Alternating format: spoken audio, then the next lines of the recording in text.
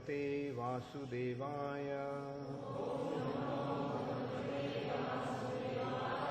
ओम नमो भगवते वासुदेवाय। ओम नमो भगवते वासुदेवाय।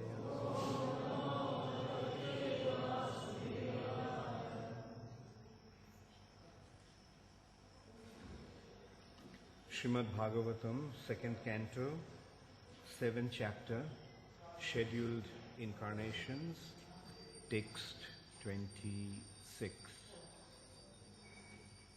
Bhume Suretara Barutha Vimarditaya Klesha Vayaya Kalaya Sita Krishna Keshaha Jataha Karissati Jananupalaksha Margaha Karmani Chatma Mohimopani Bandhanani Mohimopani Bandhanani Bhume Suretara Barutha Vimarditaya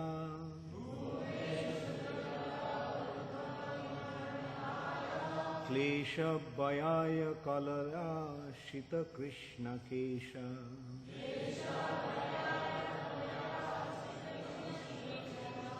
Jata Karishyati Jananupalaksha Marga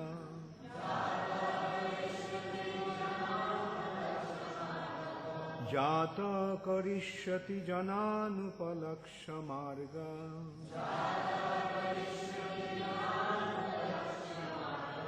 Karmani Chatma Mohimopanibandhanani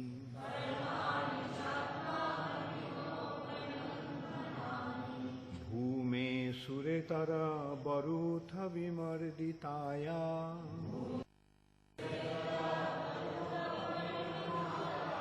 Klesha Vayaya Kalaya Sita Krishna Kesha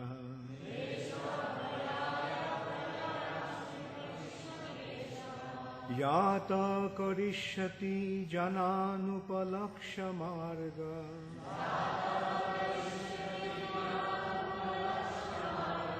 Karmani Chatma Mohimopanibandhanani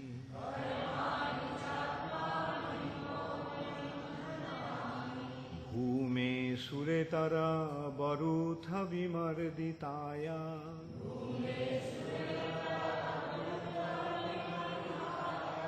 Klesha Vayaya Kalaya Sita Krishna Kesha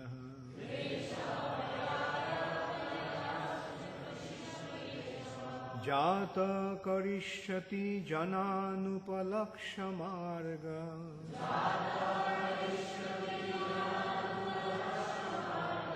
Karmani Chatma Mohimopanibandhanani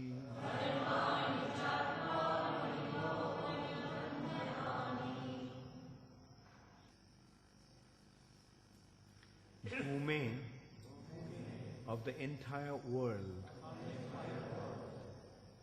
Suretara other than godly persons Barutha soldiers Vimarditaya distressed by the burden Klesha miseries Vayaya for the matter of diminishing Kalaya along with his plenary expansion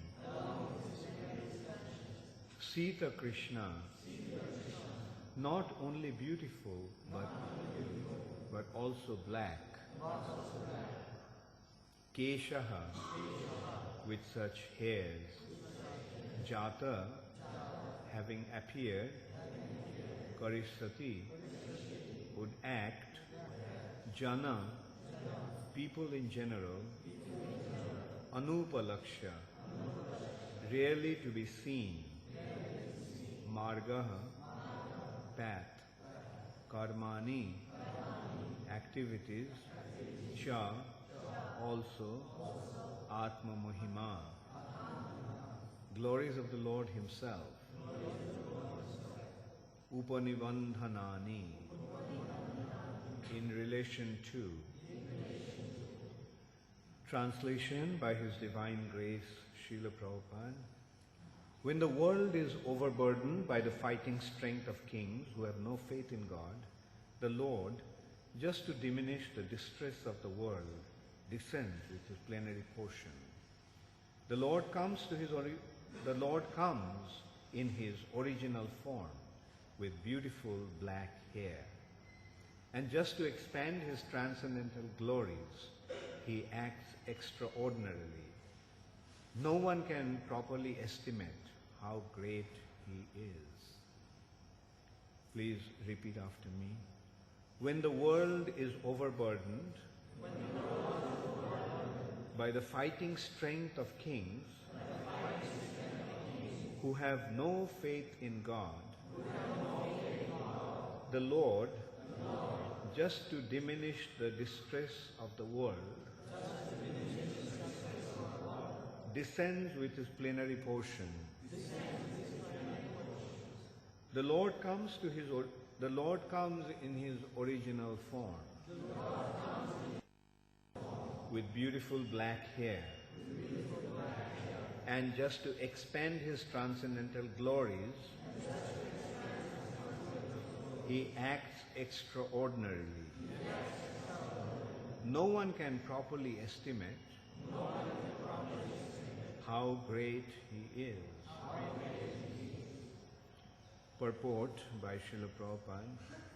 This verse is especially describing the appearance of Lord Krishna and His immediate expansion, Lord Baladev. Both Lord Krishna and Lord Baladev are one Supreme Personality of Godhead. The Lord is omnipotent and He expands Himself in innumerable forms and energies, and the whole unit is known as the one Supreme Brahman.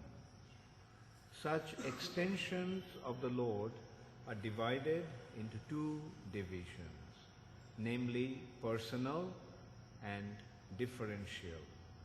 The personal expansions are called the Vishnu Tattvas, and the differential expansions are called the Jiva Tattvas.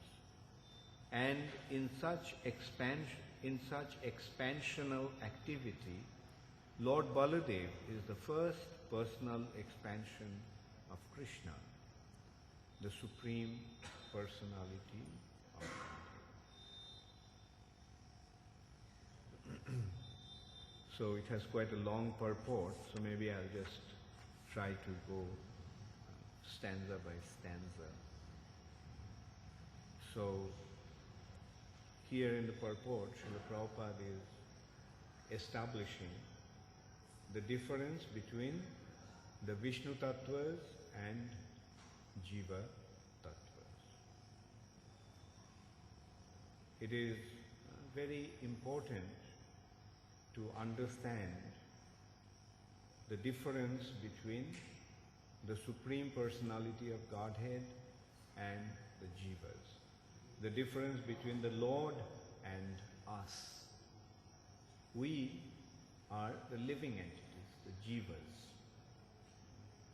But Krishna is the Supreme Personality of Godhead. The Supreme Personality of Godhead expands in two ways. Those are known as Swamsas and Vibhinnamsas. Swamsas are His personal expansions, and the Jivas are His Vibhinnamsas. The personal expansion means He Himself expands into many other forms. Swamsas are generally known as the incarnations. There is no difference between the Lord and his expansion. And our scriptures describe how Krishna is the original Supreme Personality of God. This point has been very beautifully explained in Srimad Bhagavatam. After describing different incarnations of the Lord, it has been pointed out that these are all expansions of the Supreme Personality of God. They are the expansions of the Lord or expansions of the expansions of the Lord. In this way the Lord expands. And these are known as amsas and kalas. Amsa means the expansion, kala means expansion of the expansion, or expansion of the expansion of the expansion. And it has been pointed out, ete changsha kala pungsha. These are the amsas and kalas, all these incarnations of the Lord. But Krishnastu Bhagavan Swayam. But Sri Krishna is the Swayam Bhagavan. Krishna is the original Supreme Personality of God. In Dasavatar Stotram also, the same point has been established.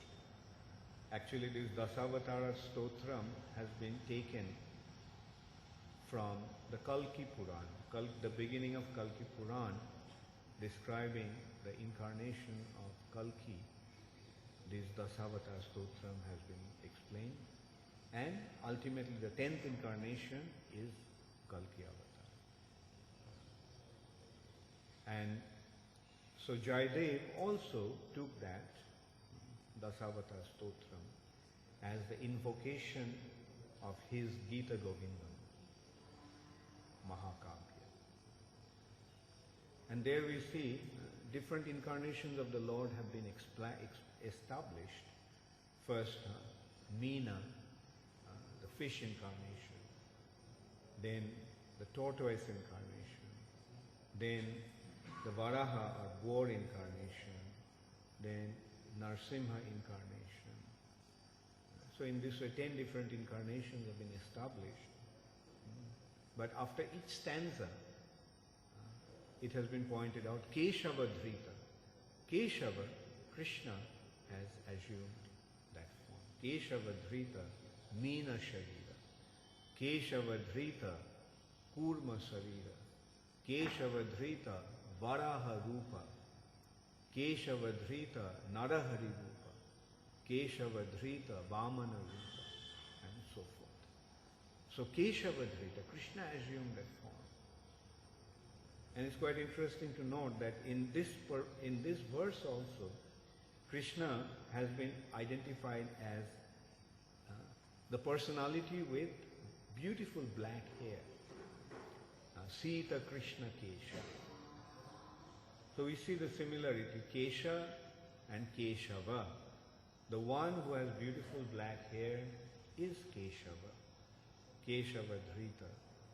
That is Krishna, the Govindam Adi Purusham. In Brahma Samhita also, the same point has been established. Govindam, Krishna is the original Supreme Personality of God. Govindam Adi Purusham Tamaham Bhajam. And in Brahma Samhita it has been established very beautifully about the Amsa expansions of the Lord, Swamsas. As Deeparchireva hi dasantaram abhupetya. Deepayate viprita hetu samana dharma. Just as Deepa, just as a lamp is lit by one original lamp, and when the lamp is lit, it gives out the same amount of light and heat. Vibrita hetu samana dharma, equal potency.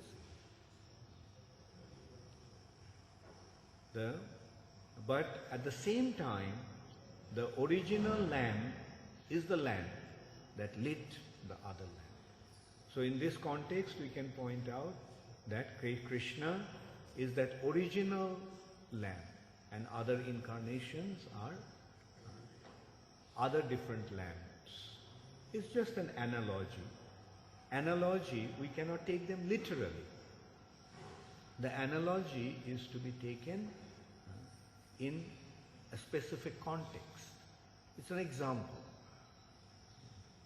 Doesn't mean that Krishna is a lamp. Through the lamp, the example has been given. But Krishna is the original Supreme Personality of Godhead. So that original Supreme Personality of Godhead appears once in a day of Brahma. That also has been very elaborately established in our scriptures, how once in a day of Brahma, which comprises of 1000 Chaturjugas, Krishna, the original Supreme Personality of Godhead, comes. And so here, while describing the scheduled incarnations, Krishna's identity is being established, but in a different way. It is pointed out that Krishna is the origin of all incarnations. And his activities are most wonderful. And his activities cannot be perceived with our mundane sense perception. So, in this way, the Vishnu Tattvas and Jiva Tattvas have been established here. The Vishnu Tattvas are the Supreme Personality of Godhead's expansions, direct expansions. The Vishnu Tattvas are non-differing from Krishna. Like, say, Krishna expands as Balaram. Now, there is no difference between Krishna and Balaram. It's the same personality. But expansion, the first expansion. Then there is the expansion in the form of Narayan. There are expansions as Sri Ramchandra. There is expansion as Varaha, Kurma, Meena, as I described. There's no, even though the Lord appears as a fish, but still he is the Supreme Personality of God. It is not that because he appeared as a fish, his potency has been diminished or his ability is lacking. No. Even though he may come as a fish, even though he may come as a tortoise, even though he may come as a boar, but still he is the Supreme Personality of Godhead. So that is what the Swamsal are. Jai Shri Shri Krishna Balaram Ki, Jai Shri Shri Radha Madan Mohan Lalita Vishakha Devi Ki, Jai Shri Shri Gaur Nitai Ki. Whereas the Vibhinnamsas, the Jivas, they are minute parts and parcels of the Supreme Personality of God. We are the Vibhinnamsas. Like qualitatively, we are one. The Lord is conscious, we are conscious. The difference is that He is absolute and we are minute. In this respect, an example has been given, is the ocean, the example of ocean and what? A drop of water. An ocean is also water, and a drop of water is also water. Qualitatively, the qualities of water is there in a drop as well as in the ocean. But quantitatively, the ocean is the source of all water, whereas a drop is just a minute part of that water. Similarly, we all are qualitatively one with the Lord.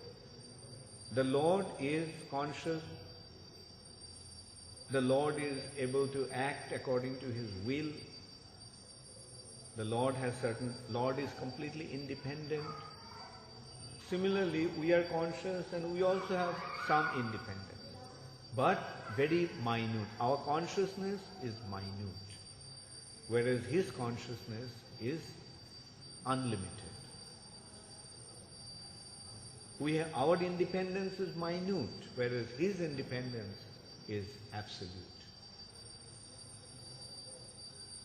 He has His will, He has His desire. The difference is that He has the ability to manifest His will according to His desire. Whatever He wants happens. Whereas our will, our ability to administrate our will and fulfill our desire is very, very little. And often they are thwarted. Often they are obstructed. So we are minute, He is absolute. Qualitatively we are one, but quantitatively we are different. So this point is very, very important to understand. We should not think that Krishna is one like us. No. When we see His activities, we can see. When we hear about His activities from the scriptures, then we can see how inconceivable is His potency. Whereas we are very, very minute and very limited. But quantitatively we are the same. He is conscious, He has desire. We are conscious, we also have desire. He wants to enjoy, we also want to enjoy. We want to lord over, He lords over, and we also want to lord over. But our ability, the degree of our ability differs. And that is the difference between the Swamsas and Bibhinnamsas. Go to the next stanza. In the Vishnu Puran, as well as in the Mahabharata, both Krishna and Baladev are mentioned as having beautiful hair, even in their advanced age. The Lord is called Anupalaksha Margaha, or in still more technical Vedic term, Abang Manasa Gochara. One who is never to be seen or realized by the limited sense perception of the people in general.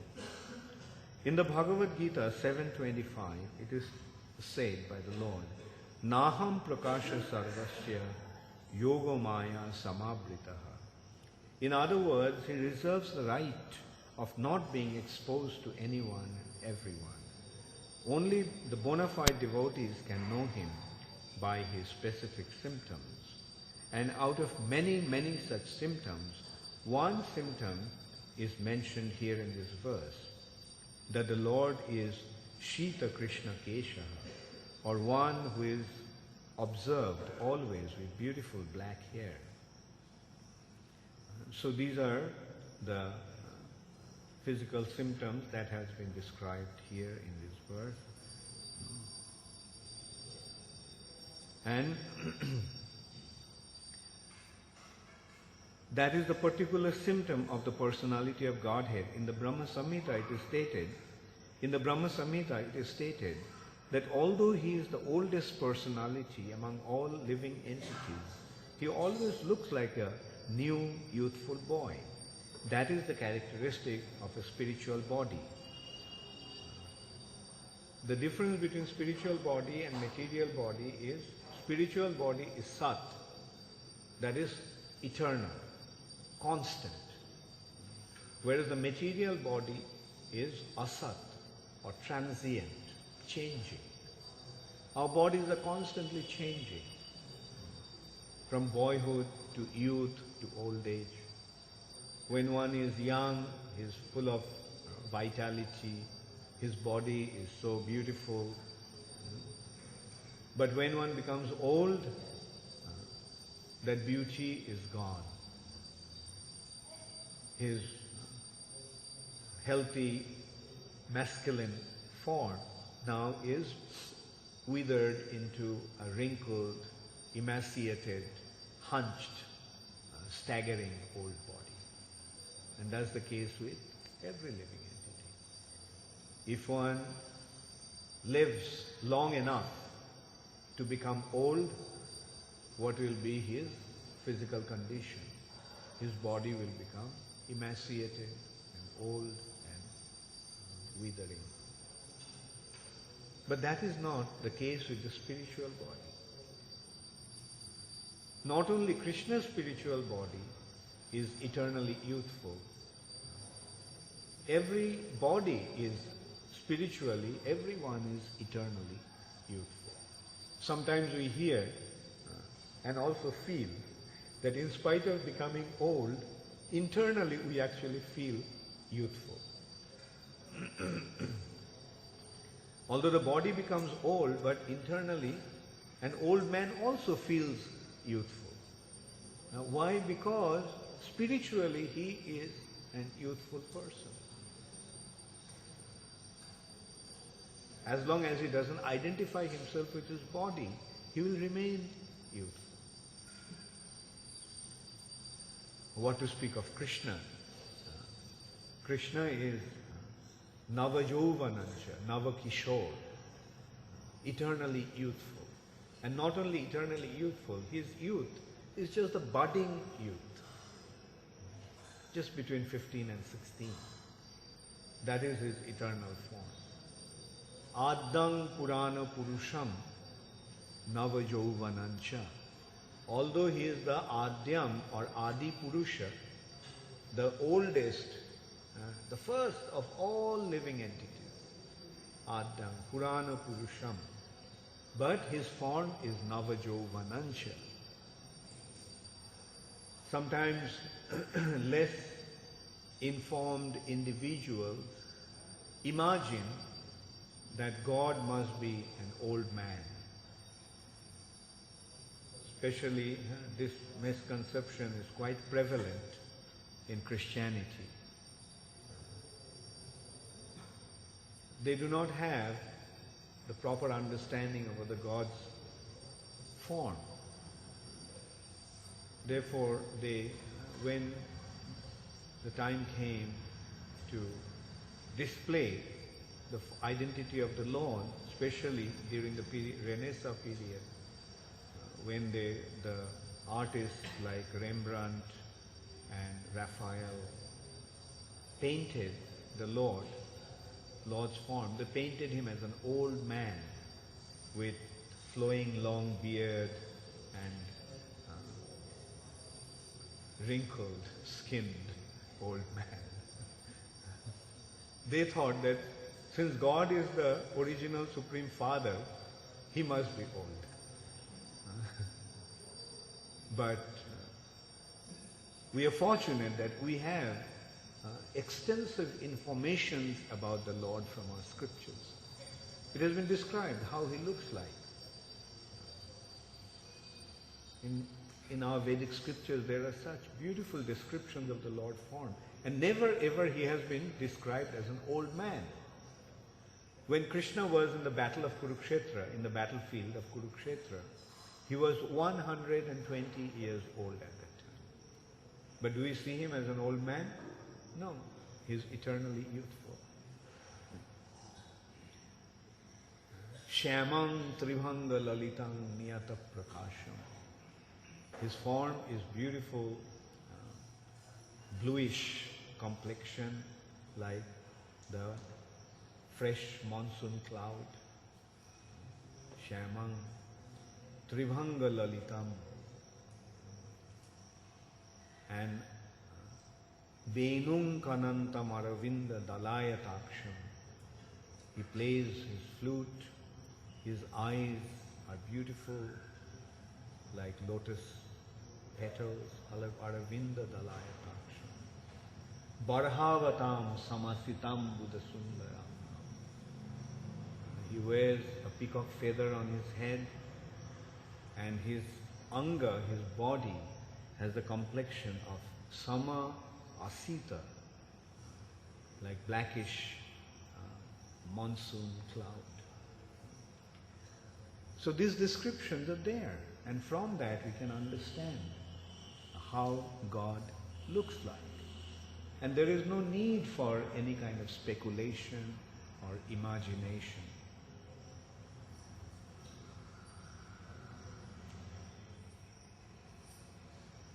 The material body is symptomized by birth, death, old age and disease, but the spiritual body is conspicuous by the absence of those symptoms. Material bodies always follow these four symptoms: birth, old age, disease and death. Everybody, if he lives long enough, will go through these four phases. Everybody is born, everybody grows to a certain age and then eventually becomes old. Then the body becomes diseased, afflicted by all kinds of diseases, and then finally one dies. This is a symptom of material body. But that's not the case with spiritual body. The spiritual body, the spirit soul is never born. The spirit soul never grows old. The spirit soul is never afflicted with this kind of disease: cholera, typhoid, chicken pox and so forth.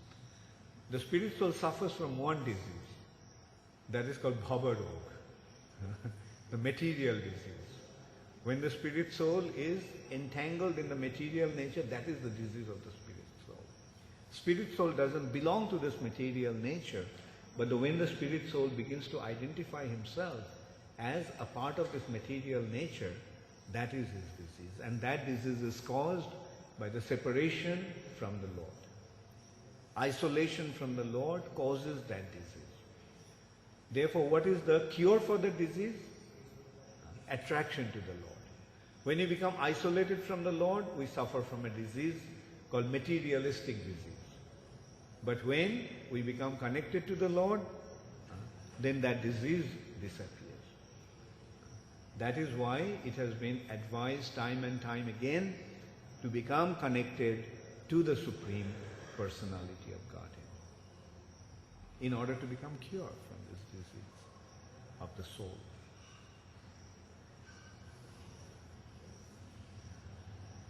Living entities who reside in the Vaikuntha Loka in eternal life and bliss have the same type of spiritual body without being affected by any signs of old age.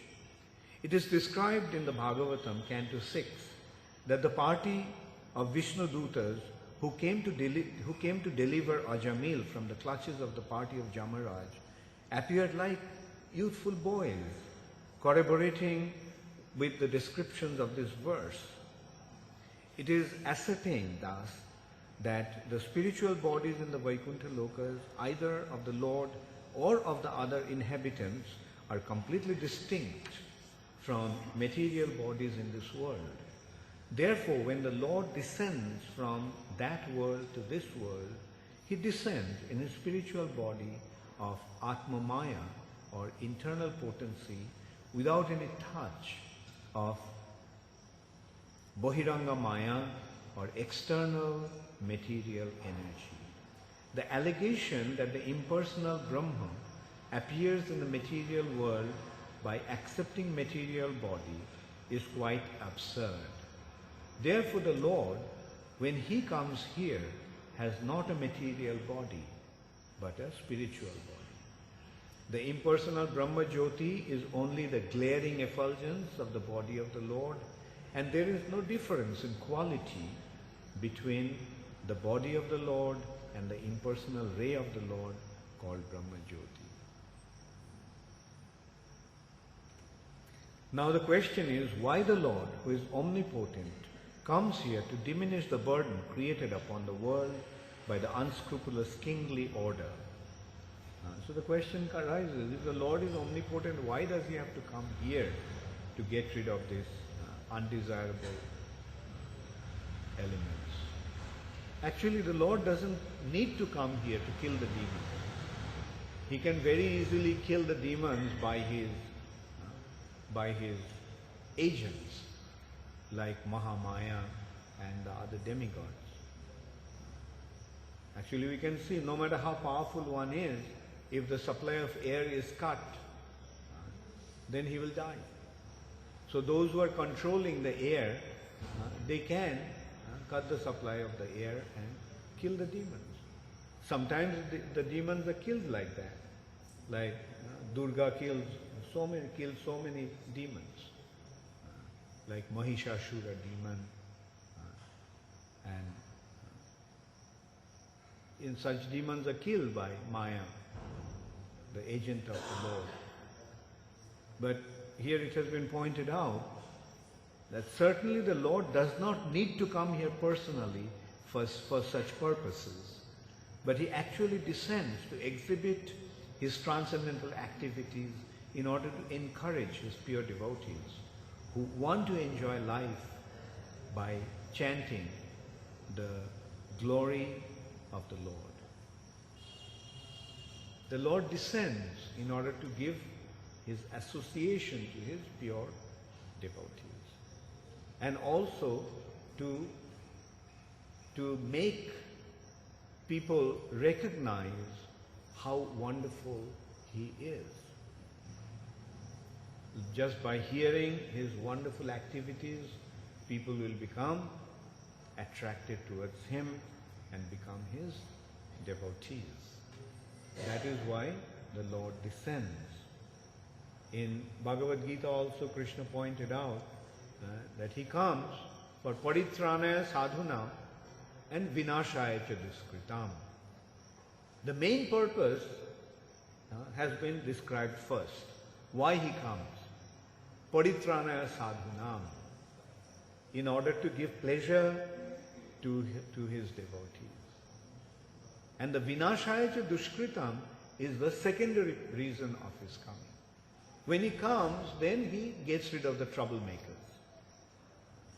But the real purpose of his coming is to paritranaya sadhunam, to give pleasure to his devotees by rescuing them from the distressful condition created by the demons.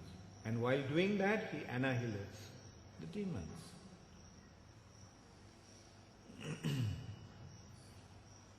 In the Bhagavad Gita 9:13-14, it is stated that the Mahatmas, great devotees of the Lord, take pleasure in chanting the activities of the Lord. Mahatmanas tu mang partha daiving prakritim ashrita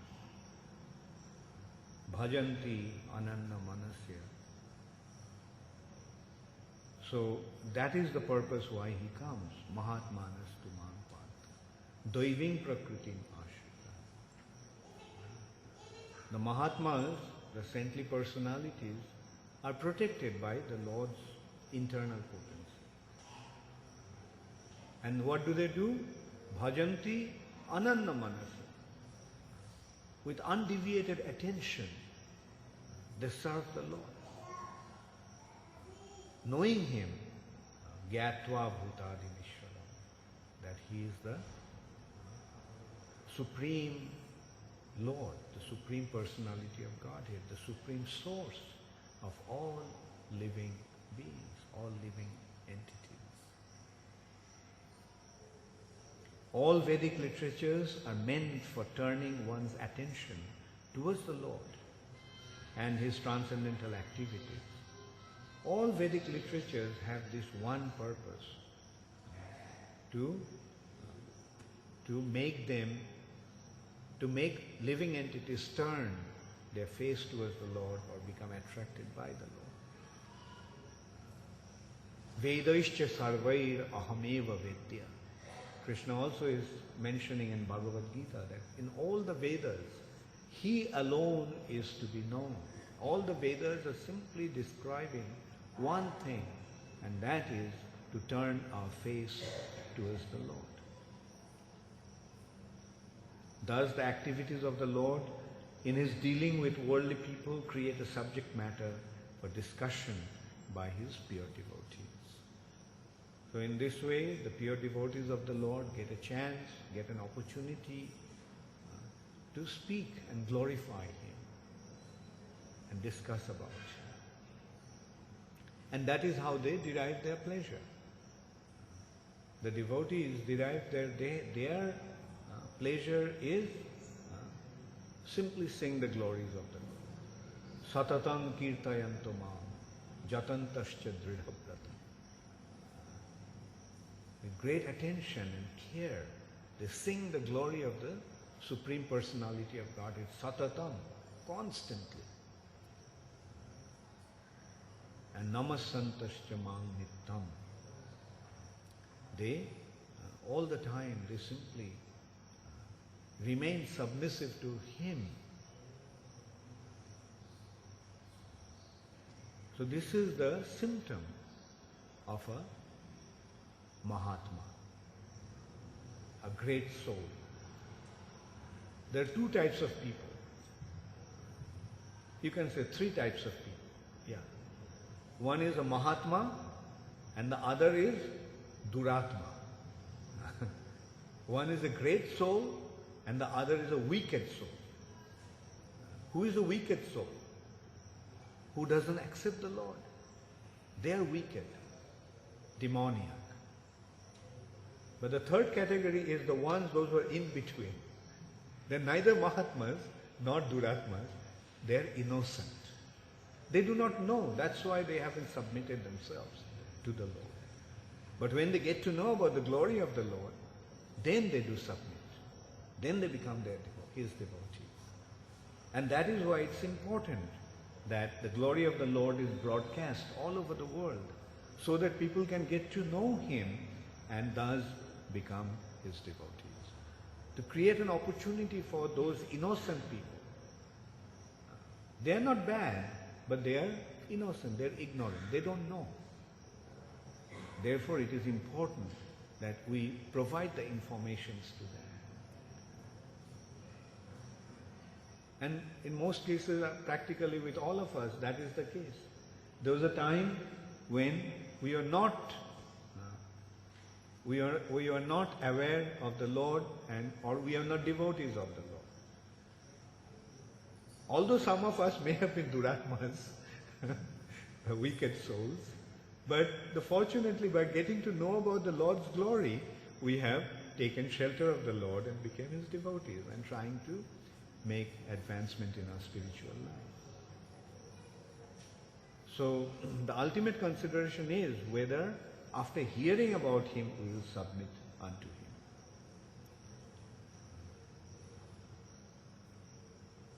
So in the seventh canto of the second chapter, the seventh chapter of the second canto, the scheduled incarnations of the Lord has been described, and especially in this verse, Krishna's appearance with Balaram has been described. And it will go on to next few verses also. So I'll stop now. Thank you all very much. Does anybody have any question?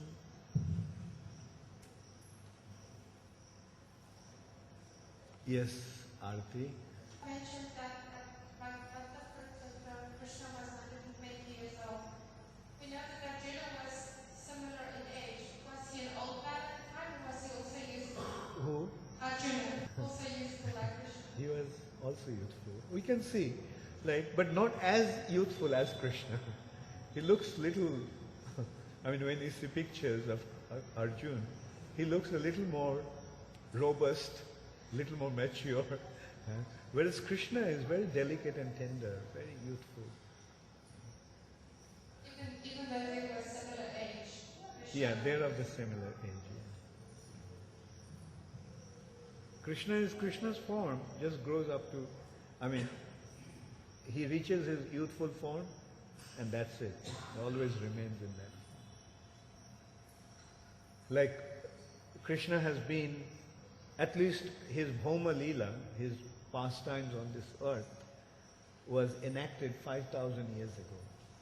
Do we ever see a painting or form of Krishna where he looks like an old man? Never. He's always youthful.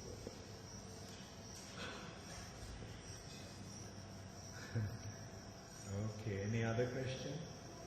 Jamati? Actually, I was just thinking with Thomas Salon that you have explained this in place. When you say that the spiritual doesn't suffer from birth, old age, disease, and death, it only suffers when it begins to identify itself with the body.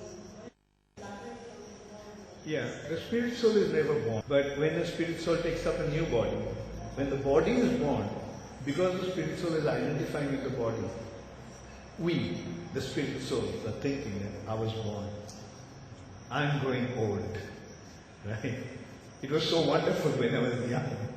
Right? And someday I'll die. Right? So because we are identifying with the body, we are perceiving the happenings of the body to be happening to us. Does it clearly, does it? Yes, Maharaj, I was just wondering that the soul, I'm aware of this what you said, so it's nice to hear again, because obviously we forget every day. But originally the soul was separate from this material body, but it was because of our desire to want to enjoy some Krishna facilitated with this, and we were sent with this programmed mind that relate to this body, not that. That is, that's, anyway, it's a long story. I'll try to put it in short.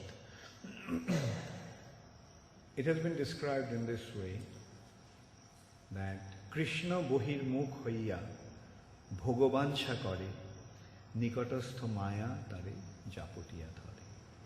When a living entity turns his face away from Krishna, then Maya, who is standing close by, nikatastha, grabs it.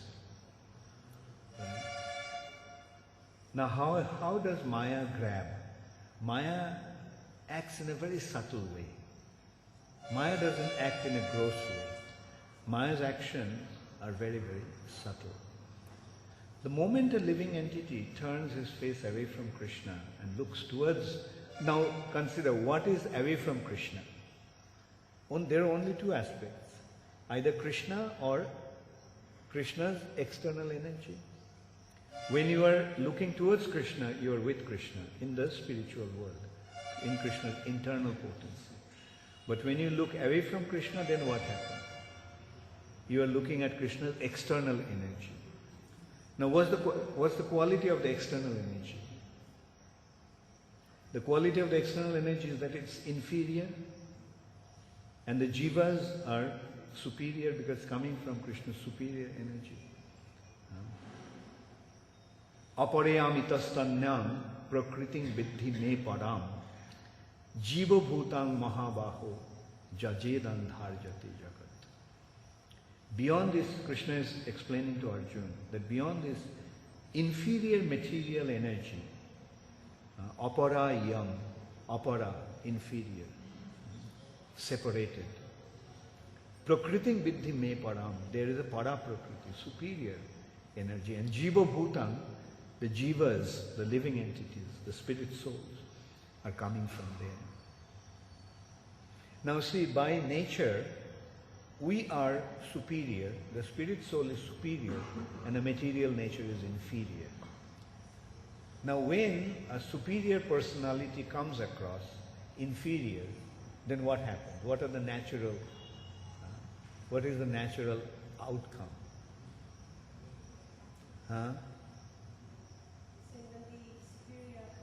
When a superior person comes in contact with inferior persons. No, how does the superior feel? He wants to lord over, right? They are inferior, so naturally he wants to lord over, right? So, in this way, he gets the first covering of false ego. I am the Lord and Master of whatever I purvey. Isn't that the false ego? So in this way, he gets the first covering of false ego. Why false ego? His identity is transformed. What is his original identity? He is the eternal servant of the Lord. But now he is thinking that he is the Lord and Master. Instead of becoming a servant, he wants to be the Lord and Master. So isn't that the false identity? So that he gets the first covering of the false ego. Then he begins to plan how he is going to enjoy this material nature. So that gives him the second covering of intelligence. And then, through the mind, his consciousness flows constantly towards the material direction. So in this way, through false ego, intelligence and mind, he gets his subtle body. These are the three subtle elements of nature. And he develops a subtle bondage or subtle body. And then nature, Prakriti, awards him a gross body made of 5 different elements. This is this body. And he is securely captivated and imprisoned in this prison house of material nature. You have explained this before, but I'm always wondering where did this happen? Because he gets this body before he comes to the material world. But then when we're saying he's coming in contact and he's got this desire to run it over, but he hasn't yet entered the material world. So which space is this happening in this formation of the layers? It happens in his consciousness. That's when he saw, when he turned away, at that point the process begins. The whole thing is a matter of consciousness. It's happening in our consciousness. Right? And of course, there is a geographical dimension. But the original happening is in consciousness. Like for example, like when you are dreaming that you are in a beautiful place, a beautiful garden full of flowers and fruits, beautiful music and beautiful people are dancing. Where is it happening? You're dreaming. Where is it happening? It's happening in your consciousness, in your mind. But then when you wake up, what happens? Is it there? Now, that is the case of our individual dream. Right? But there is a thing called collective dream. We are in a collective dream, state of collective dream. We are dreaming, but the dream is, like when you are here, you are dreaming the same thing. When I am here and all of us are here, we are dreaming the same thing. Right? We are dreaming in a 3-dimensional way.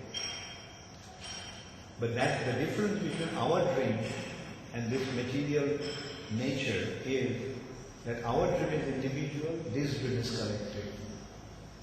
Right? And this dream is collective because it is a dream of Mahavishnu. It all happened because Mahavishnu's glance towards Prakriti. And whoever is tuned into Mahavishnu's dream is going through the same dream. Therefore, the best thing is, instead of considering that this is the reality caused by where I am the center, go into the root of that dream, go into Mahavishnu, and see that how it is all is divine energy. And that is the first step towards becoming free from material bondage. Hare Krishna. Okay, so I'll stop now. Thank you all very much. All glories to Srila Prabhupada.